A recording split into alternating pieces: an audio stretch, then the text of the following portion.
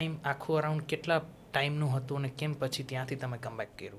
આ ક્યારે તમને ચોટ લાગી અને પછી રિહેબ કરવામાં ક્યારે કેટલું ટાઈમ લાગ્યું ને હાવ યુ કમ બેક? એ બંને ઇન્જરી જોવો તો એક ઇન્જરીમાં મારે 3 મહિના લાગ્યા આખી હીલ થતા, અને પાછો જે બોલિંગ ફેઝમાં આવું તો એ મહિનો મેં તૈયારી કરી છે ને ત્યાં બેકમાં મને પાછો ઇન્જરી. પાછો આવ્યો. હા, યસ. તો એ 4 મહિનાની ટોટલ હિલિંગ પ્રોસેસ હતી. એમ કરીને 7 મહિના જાય, એટલે 7 મહિના જો તમારે જાય ને એટલે એ તમારી ડોમેસ્ટિક સિઝન આખી ગઈ. એટલે તમારે બીજી વાર એટલે ડોમેસ્ટિક સિઝન ગઈ એટલે આઈપીએલ પણ ન થાય. True. અને એ આઈપીએલના 2.5 મહિના ગણો એટલે 9 મહિના પૂરા થઈ ગયા. અને નેક્સ્ટ સિઝનની વાટ જોવી પડે. ઓફ સિઝન 2 મહિના આવે. એ સમય વચ્ચે તમારા લગ્ન બી થયા હતા. Yes. તો એ લગ્નનો ટાઈમ કયો હતો? એ હશે જુલાઈ મહિનો. આઈપીએલ પછી તરત પાછા આવ્યા હતા. પણ ઇન્જરી થવા છતાં એક વસ્તુ સારી એ થઈ હતી મારી લાઈફમાં, જે કહેવાય ને કે મને ટકી રહેવામાં બહુ જ હેલ્પ કર્યું હતું. નકર મને એવું લાગે છે કે હું માનસિક રીતે બહુ જ વધારે નેગેટિવ થઈ જાય. તો એવામાં ત્યારે મને KKR તરફથી પિક કર્યો હતો ઓપ્શનમાં. ત્યારે હું નાની મોટી ટુર્નામેન્ટ રમતો હતો, કે ડીવાય પાટીલ થઈ ગઈ કે આપણી કોઈ લોકલ T20 લીગ એવી રીતે. તો એમાંથી જોઈન અને KKR મેનેજમેન્ટવાળાએ થોડોક ટ્રસ્ટ દેખાડ્યો કે મારી પાસે એક્સપિરિયન્સ છે અને હું ઇન્ટરનેશનલ ખેલાડી છું, ડોમેસ્ટિક માં પણ ઘણું સારું પરફોર્મ કરેલું છે, એટલે આને એકવાર ચાન્સ આપીએ. તો એવી રીતે ઇન્જરી પછી એમણે મને ચાન્સ આપ્યો હતો. અને એ વર્ષે મને રમવા તો નથી મળ્યું, કેમ કે અમે મતલબ એ ટીમે બહુ જ સારું કર્યું હતું. મેચ કદાચ 1 કે 2 જ હાર્યા હતા અને ચેમ્પિયન પણ બન્યા હતા. યપ. તો એ જ્યારે ફેઝમાં જતો હતો ત્યારે મારું એવું માઇન્ડસેટ પણ થતું હતું કે હવે મારે સેટલ થઈ જવું જોઈએ. જેમ કહેવાય ને કે એ મને ક્યાંથી થોટ સ્ટ્રાઇક થયો છે એ મને નથી ખબર, પણ એ ઇન્જરીવાળા ફેઝમાં જ એવું હતું કે મારે હવે સેટલ થઈ જવું જોઈએ. આ ટાઈમ છે કે અમારી એજ પણ છે અને સેટલ થતાં પણ થોડોક સમય લાગે, તો મને લાગે અત્યારે મારી પાસે ટાઈમ છે તો હું આ પગલું લઈ લઉં એવી રીતે. અને લકીલી હું મારી પાર્ટનર સાથે ત્યારે ટચમાં હતો અને અમે બંને ડિસાઈડ કર્યું કે આપણે હવે આને સંબંધમાં કન્વર્ટ કરી લઈએ. જ્યારે તમારું એ ફેઝ હતું ત્યારે તમારી સાથે કોણ એઝ અ સપોર્ટિંગ પાર્ટમાં હતું? કારણ કે લોકો કમબેકના સમયમાં ઘણા લિમિટેડ લોકો હોય, Yes. જે આપણા એઝ અ પાવર બેંક હોય, કે જે આપણને રિચાર્જ કરીને પાછું રિસ્ટાર્ટ કરવામાં હેલ્પ કરે.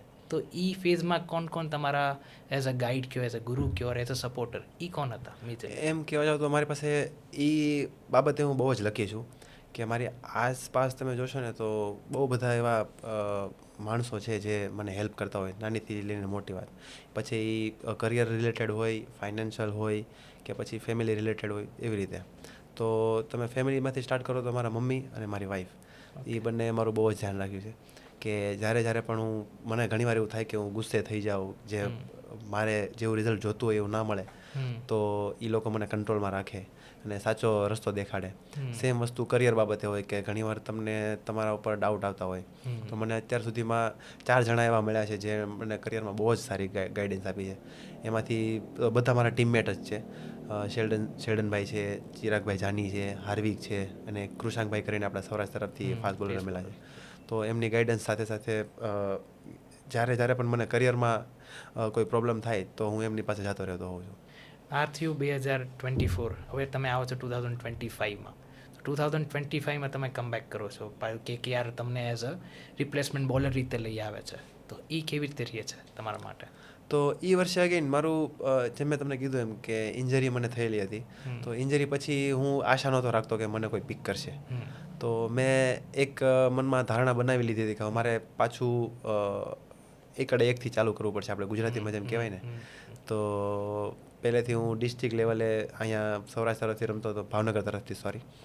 અને પછી આગળ જતાં આપણા સૌરાષ્ટ્ર તરફથી પણ રમ્યો, એ રીતે ડોમેસ્ટિકમાં રમ્યો અને અગેન પાછો બધી લીગ્સ રમવા ગયો બહાર.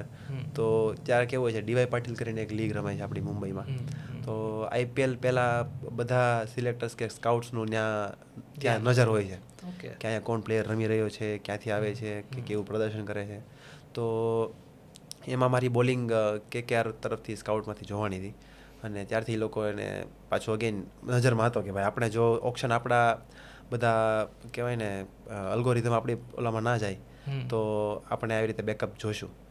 અને ઓપ્શનમાં તો હું અનસોલ્ડ ગયો હતો, પણ કહેવાય ને નસીબ પાછા થોડા ખુલે છે મારા. યસ, કે હું ડોમેસ્ટિક એટલું બધું રમી નહોતો શક્યો, છતાંય મને અગેન બીજી વાર ચાન્સ મળ્યો કે હું KKR તરફથી રમું, કે હું ઉમરાન મલિકના રિપ્લેસમેન્ટ તરીકે KKRમાં પાછો ગયો હતો. કેમ કે ત્યાં અમે આખું વર્ષ મહેનત કરી હતી, એટલે બધા સપોર્ટ સ્ટાફ જે હોય ને એને મારી ઉપર ટ્રસ્ટ હતો કે આ છોકરો મહેનત કરે છે અને સ્કિલ વાઇઝ સારો છે, તો એ આપણે ટીમને થોડું કોન્ટ્રીબ્યુટ કરી શકે. તો એવી રીતે એ લોકોએ મને પાછો ટ્રસ્ટ દેખાડ્યો અને ટીમમાં સામેલ કર્યો હતો એઝ અ રિપ્લેસમેન્ટ. શાહરૂખ ખાનને મળ્યા ત્યારે કેવું રિએક્શન હતું? એમાં તો પહેલાં તો અગેન જેમ વિરાટભાઈ સાથે જેવી વાર લાગી એવી રીતે શાહરૂખ સરને મળવામાં પણ બહુ જ વાર લાગી હતી. વિડીયો કોલમાં અને એવી રીતે વાત કરતા રહેતા હોય છે, કેમ કે તમે જુઓ ને તમને ક્રિકેટમાં બહુ જ રસ છે. એમને બધું વધારે ખબર પડતી હોય છે, મતલબ ટેકનિકલ કે ટેક્ટિકલ બધો આઈડિયા છે એમને. તો એ જ્યારે પહેલી વાર હું મળ્યો ત્યારે આ બધી વાત સાંભળીને તો હું શોક જ થઈ ગયો. તમારી ટીમ મિટિંગમાં આવ્યા હતા અને બધાને પર્સનલી ઓલ ધ બેસ્ટ કહેવા આવે છે. તો ત્યારે સરે મને ગળે મળીને એમ જ કીધું હતું કે બેટા તું બહુ સારો ખેલાડી છો, તારા ચાન્સનો વાટ જોજે, તું ફ્રસ્ટ્રેટ ન થતો, અમે જોઈ રહ્યા છીએ, ચિંતા ન કરતો, તને મળશે. એવી રીતે આશ્વાસન આપ્યું. તો મને બહુ જ સારું લાગ્યું કે આટલી ડિટેલથી એ લોકો ફોલો કરતા હોય છે કે આવડો મોટો સુપરસ્ટાર છે છતાં. તો એ મારી ફર્સ્ટ ઇન્ટરેક્શન હતું એમની સાથે. બધાથી ખુશી ક્યારે થઈ તમને? MS ધોનીની વિકેટ કે તમારી રણજી ટ્રોફીની પહેલી વિકેટ? MS ધોનીની વિકેટ. ઓકે, એ વખતેનું તમારું સેલિબ્રેશનને કેવી રીતે રહ્યું હતું? ત્યારે કેવું હતું કે એમનો કહેવાય ને કે ડેથ ઓવર્સના સ્પેશિયાલિસ્ટ એ બેટ્સમેન કહેવાય. તો ત્યારે હું એ ડેથ ઓવર્સ જ નાખતો હતો અને મને આશા નહોતી, મને એવું થોડુંક બીક લાગતી હતી કે MS ધોની મને છગ્ગા મારી જશે એવી રીતે. પણ ટીમે જે પ્લાન કર્યો હતો એ પ્લાન એક્ઝિક્યુટ કરવાનો હતો મારે, અને લકીલી મેં એક્ઝિક્યુટ કર્યો અને એમનાથી કેચ ચડી ગયો, મિસ ટાઈમ થઈ ગયો બોલ. તો કવરમાં જેવો કેચ થયો ને તો મને જ્યારે ખબર નહીં, હું ત્યારે હોશમાં નહોતો, સીધો દોડી ગયો. જ્યારે જોસ બટલરે કેચ પકડ્યો હતો એમને જઈને સીધો ગળે મળી ગયો. બસ મને બીજું કાંઈ યાદ જ નથી કે કઈ રીતે થયું, કેમ થયું. એવું દડો મને નાખવાનું કીધું હતું, મેં નાખી દીધો અને જે કહેવાય ને મિસ ટાઈમ એમનાથી થઈ ગયો અને કેચ આવી ગયા હાથમાં. બસ એ રીતે હતું કે હું ત્યારે હોશમાં નહોતો એટલો. તમારા અગર ક્રિકેટ જર્નીમાં કોઈ કહે કે એક રોલ વ્યક્તિ, તો એ કોણ? કે એક એવો વ્યક્તિ જે તમારે એઝ અ ગાઈડ કે બધી રીતે એ અગર ન હતું ને તો મને આ આખી ક્રિકેટ જર્નીમાં બહુ ડિફિકલ્ટ થાત, એવો કોઈ વ્યક્તિ? એવા ઘણા બધા છે જેમ મેં તમને કીધું, પણ અમારા ફિલ્ડમાં તમે જુઓ તો શેલ્ડનભાઈ સૌથી મોટા મોટિવેટર છે, એ મારા આઈડલ પણ છે. પછી એક સત્યજીતસિંહ ગોહિલ છે જે અમારા સર ભાવસિંહજી ક્રિકેટ ક્લબના ઓનર પણ છે. એમણે મને બહુ જ કહેવાય ને મેન્ટરશિપ કરી છે જ્યારથી હું રમવાનું ચાલુ કરું ત્યારથી. યસ, તો આ બે લોકો છે જે મને ગાઈડ કરતા રહે છે throughout my career. Okay, હવેનો ક્વેશ્ચન છે રેપિડ ફાયર. સો હું એક પ્રશ્ન આખું પૂછીશ, ત્યાં એ એક પ્રશ્નનો જવાબ આપશે. સો તમારું ફેવરેટ ફૂડ? બિરયાની. અગર તમારું ક્રિકેટ ટેલેન્ટ ન હોત તો બીજું કયું ટેલેન્ટ હોત? તો હું બિઝનેસમેન હોત. તમારી સૌરાષ્ટ્ર ટીમમાં મોસ્ટ નોટીએસ્ટ ગાય? સમર્થ વ્યાસ. અગર કોઈ ગુજરાતી સ્ટારને મળવાનું પ્લાન થાત તો કોને મળત? મલ્હાર ઠાકર, કેમ કે એમણે હમણાં રિસેન્ટલી બહુ જ બધા હિટ મૂવીઝ આપ્યા છે. તમારી ટીમમાં બધેથી લેટ કોણ આવે છે?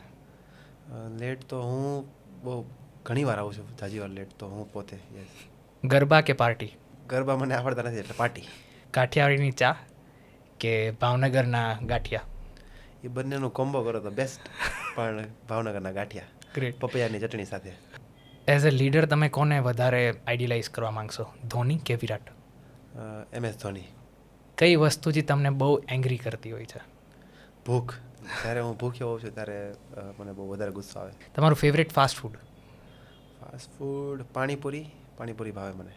અગર તમે લેફ્ટ આર્મ ફાસ્ટ બોલર નહીં તો તમે શું બનવા માંગત? એટલે ક્રિકેટમાં જ કે બીજું ફિલ્ડ? ક્રિકેટમાં. ક્રિકેટમાં તો હું ચાઇનામેન બને, મતલબ spinner. Left arm. Yes. Okay. Favourite current captain Rohit કે ગિલ? રોહિત શર્મા. ઓકે.